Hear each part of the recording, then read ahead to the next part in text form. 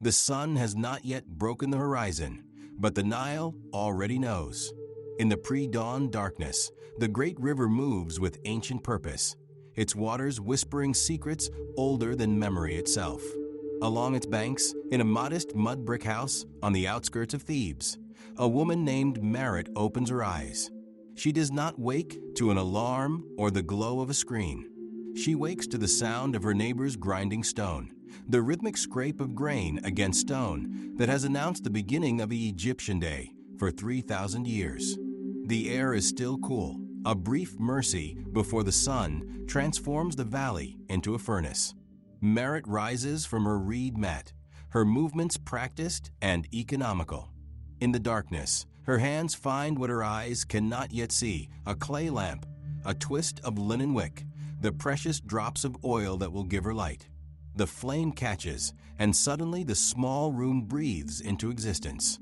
Walls painted in ochre and white, a low wooden stool, clay vessels arranged with care, a world both utterly foreign and intimately familiar. This is not the Egypt of golden masks and towering monuments. This is the Egypt that fed those who built the pyramids, the Egypt that wove the linen for the priests, that copied the sacred texts, that sang the songs now lost to time. This is the Egypt of ordinary people living extraordinary lives in the shadow of eternity. As Merit moves through her morning routine, we begin to understand something profound. The distance between her world and ours is not as vast as we imagine. She worries about her children. She takes pride in her work. She dreams of a better future. She laughs with her friends and mourns her losses. The details have changed, but the human heart remains constant across the millennia. The first light of dawn creeps through the high window, and with it comes the true awakening of the city. Thebes, the city the Egyptians called Wazit, the city Homer would later call hundred-gated, begins to stir. From thousands of homes comes the same morning ritual, the lighting of fires, the fetching of water, the preparation of the day's first meal. The smoke from countless cooking fires rises into the pale sky, like prayers made visible. Merit's husband, Nacht, is already gone. He left before dawn, walking through streets still cool and quiet to reach the construction site where he works. Not on a pyramid. Those great monuments belong to an earlier age, but on a temple, a massive structure of sandstone that will stand for millennia. He is a stone hauler, a man whose muscles and sweat transform architectural dreams into physical reality. His work is backbreaking, dangerous, and essential. Without men like Nacht, Egypt would crumble. But before we follow him to the construction site, we must understand the morning. In ancient Egypt, the morning was sacred. It represented the daily rebirth of Ra, the sun god, who traveled through the underworld each night and emerged victorious each dawn. Every sunrise was a miracle, a cosmic battle won, a promise renewed. The people greeted it not with the weary resignation we might feel on a Monday morning, but with genuine reverence.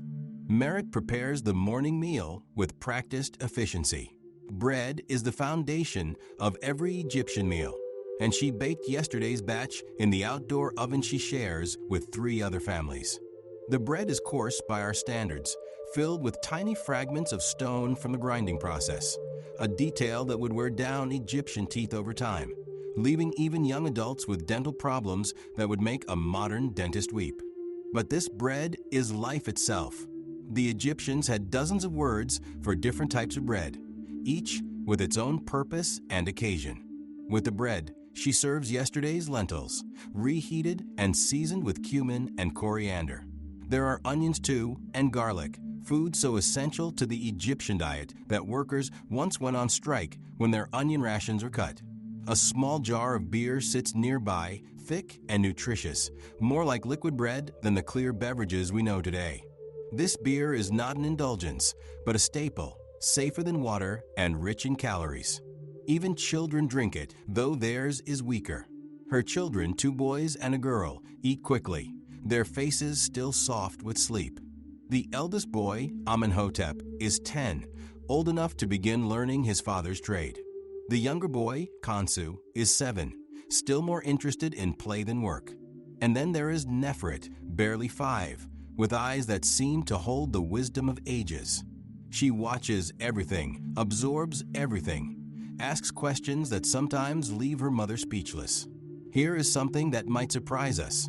Nefret will learn to read, not at some grand academy, but from the local scribe who teaches children in the shade of a sycamore tree.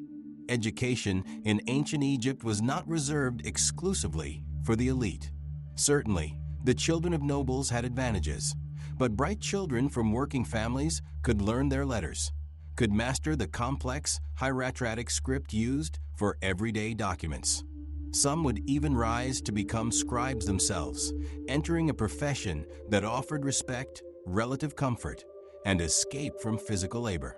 The Egyptians understood something we sometimes forget, that talent exists everywhere, in every class, in every family. They could not afford to waste it. A nation that built such monuments, that maintained such complex irrigation systems, that kept such detailed records. Such a nation needed educated people at every level of society. As the children finish their meal, Merit begins her own work. She is a weaver, and her loom occupies one corner of the small courtyard behind the house. The loom itself is simple, vertical posts with weighted threads, but in her hands, it becomes an instrument of creation. She is working on a length of linen for a merchant, fine enough to please a discerning customer, but not so fine as to take months to complete. The rhythm of weaving is meditative, the shuttle passing back and forth, the threads building slowly into fabric. Linen was Egypt's great textile achievement. The hot, dry climate made wool uncomfortable, and cotton had not yet arrived from India. But flax grew abundantly in the Nile Valley, and Egyptian weavers transformed it into fabric of astonishing quality. The finest royal linen was so sheer, so delicate, that it was nearly transparent, a fabric that seemed woven from light itself. Merit's work is more practical, but no less skilled. Each piece she completes represents hours of focused labor, and the payment she receives helps feed her family. The morning progresses, and the heat begins to build. By mid-morning, the sun is already fierce, and those who can seek shade. But for Nakht and thousands like him, there is no escape. At the construction site, the air shimmers with heat. Men move massive blocks of stone using techniques that still puzzle modern engineers. Ramps and levers, ropes and sledges, and the coordinated effort of dozens of workers moving as one. There is a common misconception that these monuments were built by slaves, driven by whips and despair. The reality is more complex and, in many ways, more interesting. While Egypt certainly had forced laborers, much of the monumental construction was done by paid workers. Farmers who worked on building projects during the Nile's flood season, when their fields were underwater. They received rations of food and beer, basic medical care, and the knowledge that their labor served the gods and guaranteed Egypt's prosperity. This does not mean the work was easy or the conditions humane by modern standards. Men died on these construction sites. They were crushed by falling stones, broken by accidents, worn down by relentless labor. But they were not anonymous slaves. They were citizens with names, with families, with lives that mattered. Graffiti found in quarries and on monuments preserves their voices. Work gang names boasting of their strength, complaints about foremen, crude jokes that still make us smile across 4,000 years. Nakht works alongside men he has known for years. There is Seneb, who lost 2 fingers in an accident, but adapted and continued working. There is young Passer, still learning, still making mistakes that the older men correct, with varying degrees of patience. There is a Menemhat, whose jokes keep spirits up even on the hardest days. They are not just workers. They are a community, bound by shared hardship and shared purpose. At midday, work stops. No one can labor under the full fury of the Egyptian sun. The men retreat to whatever shade they can find, and rations are distributed. Bread, onions, beer. Simple fare, but welcome. They eat together, talk together, rest together. Some sleep. others play Senet, the ancient board game found in tombs from the richest to the poorest.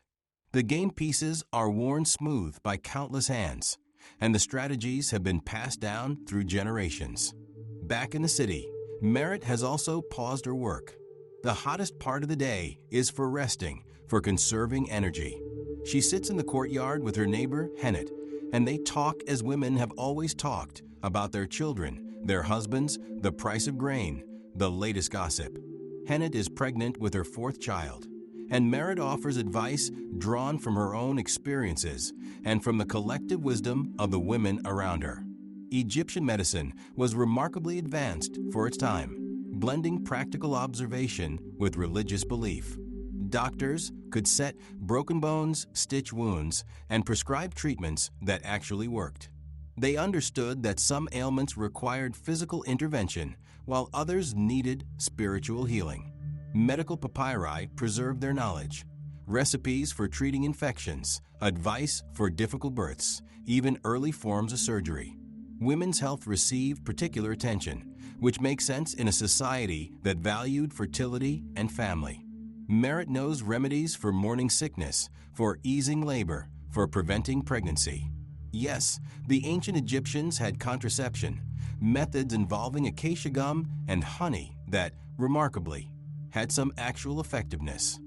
They understood that women needed to control their fertility, that too many pregnancies too close together endangered both mother and children.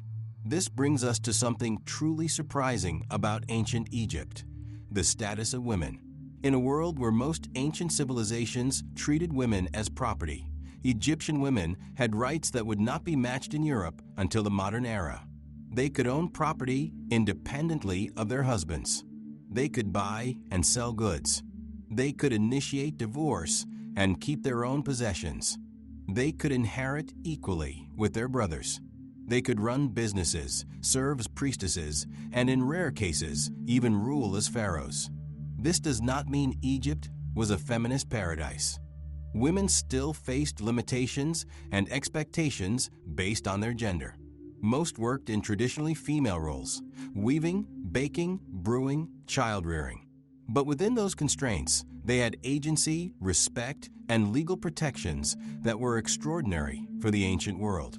As the afternoon heat begins to ease, life resumes its rhythm. Children emerge from houses where they have been napping or playing quiet games. Shops reopen. The marketplace comes alive again with renewed energy. This is when Merit often goes to buy what she needs for the evening meal: vegetables from a farmer, perhaps a bit of fish if the catch was good, occasionally a small amount of meat for a special occasion. The market is a sensory assault in the best possible way. Vendors call out their wares in voices hoarse from hours of use. The air is thick with smells: fresh bread, dried fish, incense, sweat, donkey dung, perfume. Colors explode everywhere: the green of vegetables, the silver flash of fish, the bright dyes of textiles, the gold gleam of jewelry. People jostle and bargain, argue and laugh. This is the beating heart of the city, where all classes mix, where news spreads, where the life of Egypt flows most vigorously. Merit is a skilled bargainer, and she needs to be. The family's budget is tight, with little room for waste. She inspects vegetables with a critical eye, rejects fish that are not fresh enough, haggles over every transaction. The vendors know her, respect her discernment, but they still try to get the best price. It is a dance, this marketplace negotiation, with its own rules and rhythms. She pauses at a stall selling amulets and small religious items. Her youngest daughter's birthday is approaching, and she wants to buy her a protective amulet, perhaps one depicting Tauret, the hippopotamus goddess who protects women and children. Religion is not separate from daily life in Egypt. It is woven into every moment, every decision. The gods are not distant abstractions, but active presences who must be honored, appeased, and consulted. Every home has a small shrine, a corner where offerings are made and prayers are said. The gods worshipped there are not always the great state deities like Ra or Ammonius, but household gods: Bes, the dwarf god who protects families; Hathor, goddess of love and joy, Tarit, protector of mothers. These are the gods who feel personal, who seem to care about ordinary troubles and ordinary joys. As evening approaches, the city transforms again.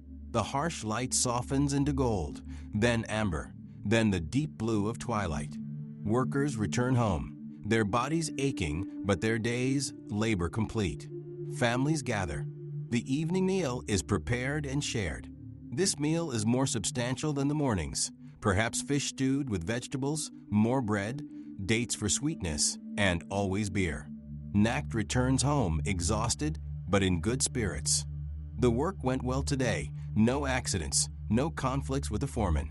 He washes in the courtyard, sluicing away the day's dust and sweat with water from a clay jar.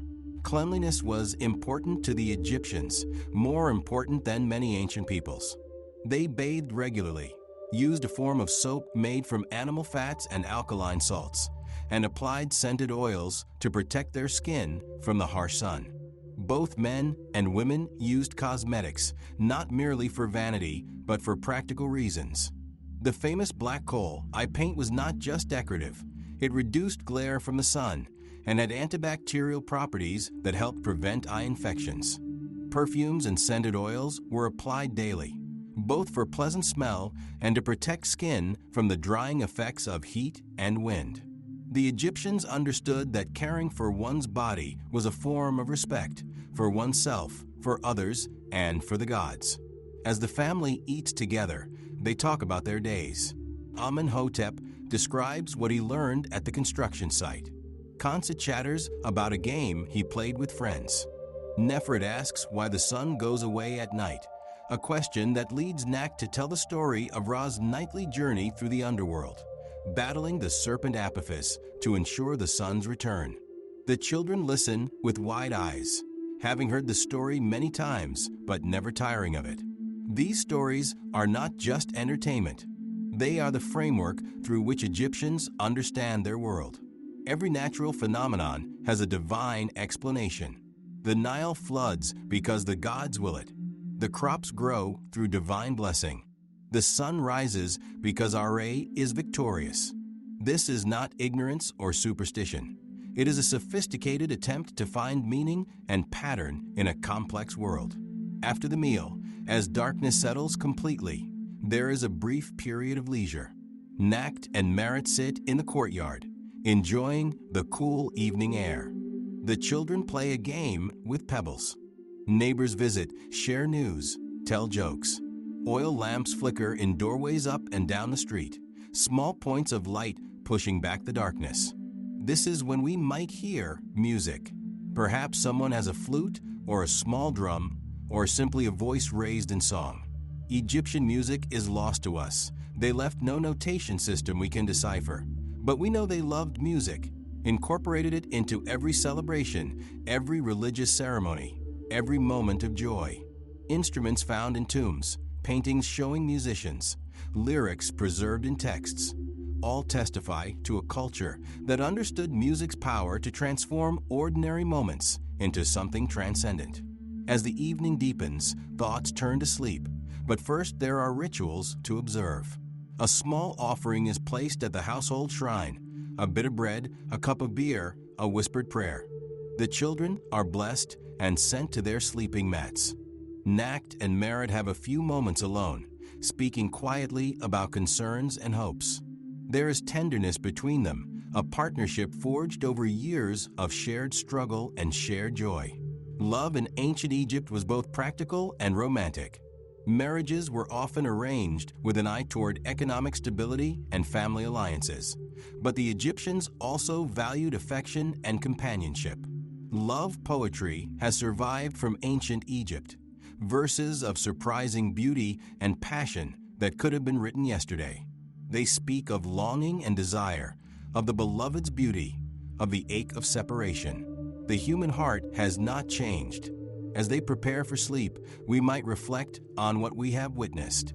A single day in a single family's life, unremarkable by ancient standards, yet rich with detail and meaning. These were not primitive people living primitive lives. They were complex individuals navigating a complex society, finding joy and meaning in ways both foreign and familiar to us.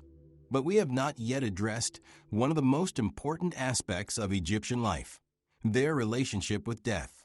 For the Egyptians, death was not an ending, but a transition, a doorway to another existence. Everything they did in life was, in some sense, preparation for death.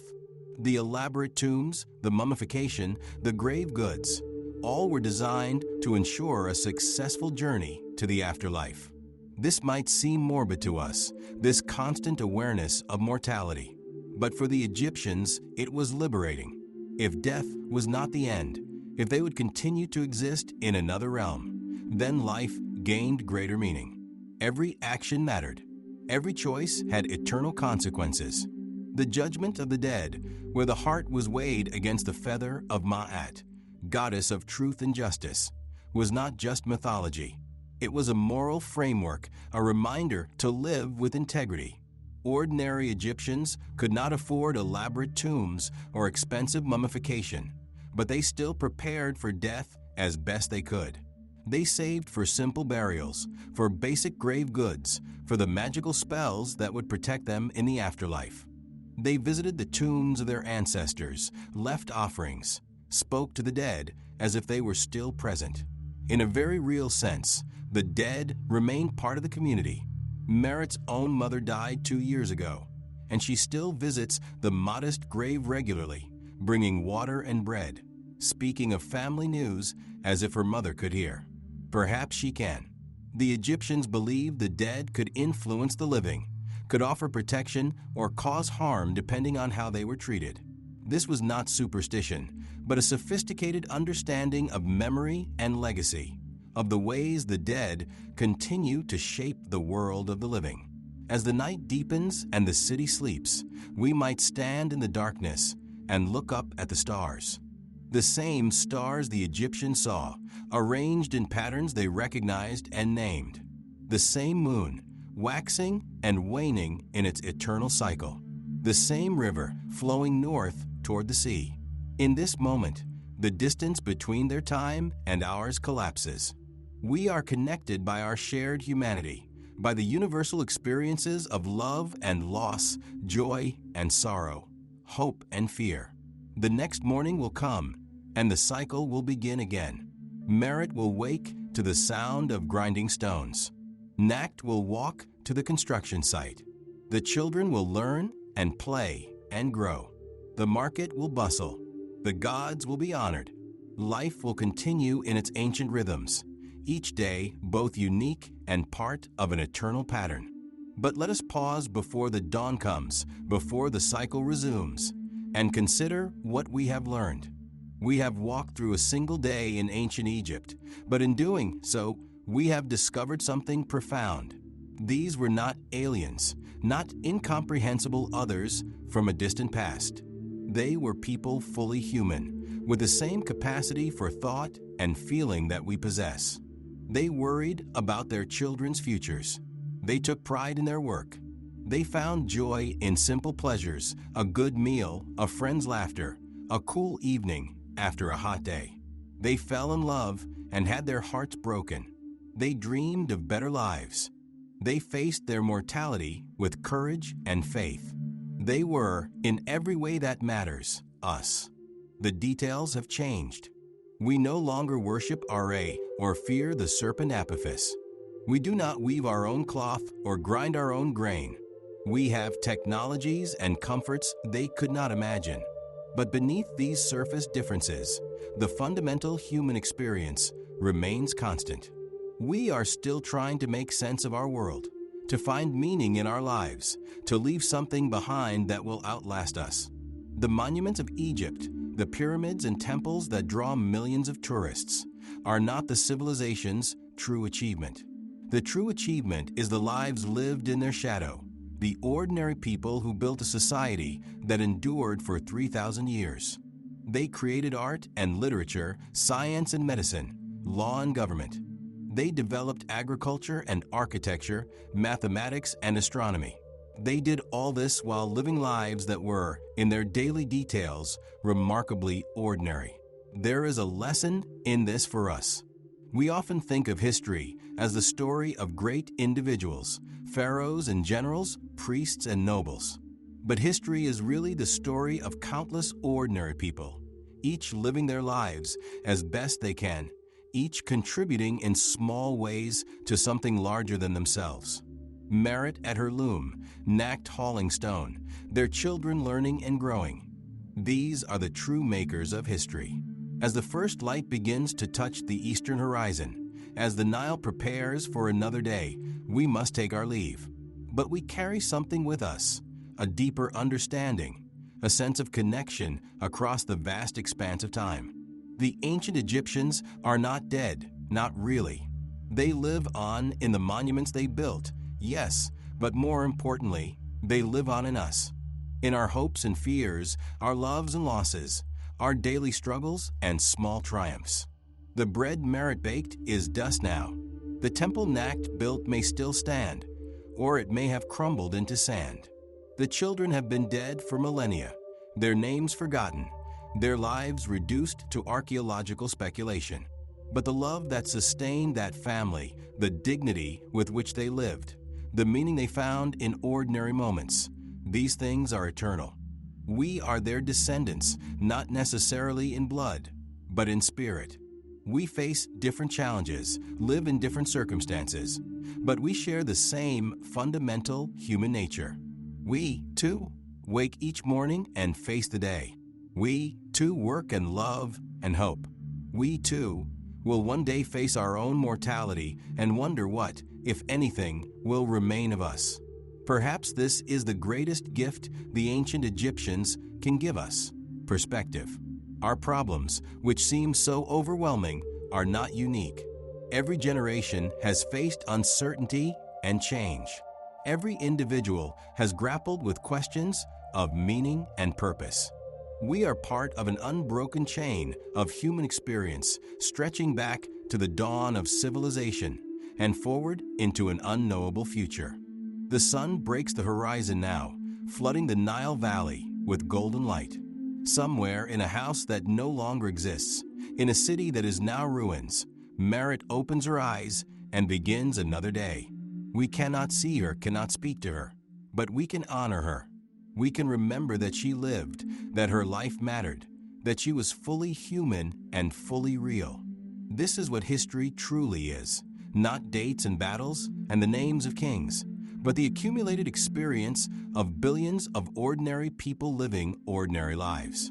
Each of those lives contained multitudes, moments of joy and sorrow, acts of courage and kindness, thoughts and dreams and hopes. Most of those moments are lost forever, but some remain, preserved in the archaeological record, in ancient texts, in the monuments that still stand. When we look at those monuments now, we should see not just stone, but the hands that shaped it. Not just hieroglyphs, but the scribes who wrote them. Not just tombs, but the lives they commemorate. Every artifact is a message from the past, a reminder that we are not alone, that others have walked this path before us. And what would Merit think if she could see us now? If she could know that thousands of years after her death, people would study her life, would try to understand her world, would see in her something of themselves. Perhaps she would be amazed. Perhaps she would be pleased. Or perhaps she would simply nod, unsurprised, knowing what we sometimes forget, that the human story is one story, that we are all connected, that the ordinary life, lived with dignity and purpose, is itself extraordinary. As the sun climbs higher and the day begins in earnest, we step back, releasing our hold on that ancient morning. But we carry it with us, a gift across time. We have walked the streets of Thebes, smelled the bread baking, felt the heat of the desert sun. We have seen the markets and the temples, the homes and the workplaces.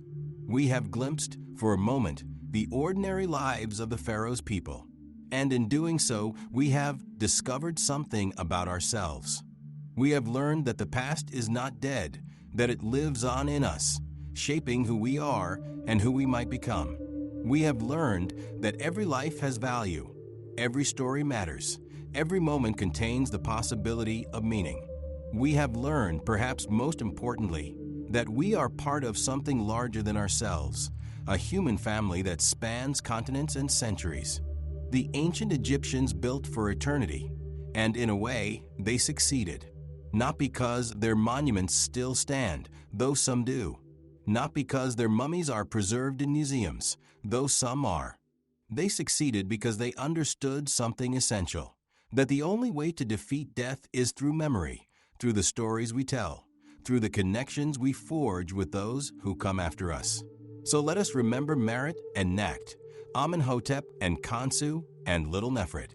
Let us remember the stone haulers and the weavers, the farmers and the scribes, the merchants and the musicians. Let us remember that they lived, that they mattered, that they were us. And let us live our own lives with the same dignity, the same purpose, the same awareness that we, too, are part of a story that will continue long after we are gone. Let us build our own monuments, not of stone, but of kindness and creativity, of love and learning, of all the small daily acts that make a life worth living. The sun is high now over the Nile Valley. The day continues. The cycle endures. And somewhere across the vast distance of time, a woman opens her eyes to greet another morning, and in doing so, reminds us what it means to be human.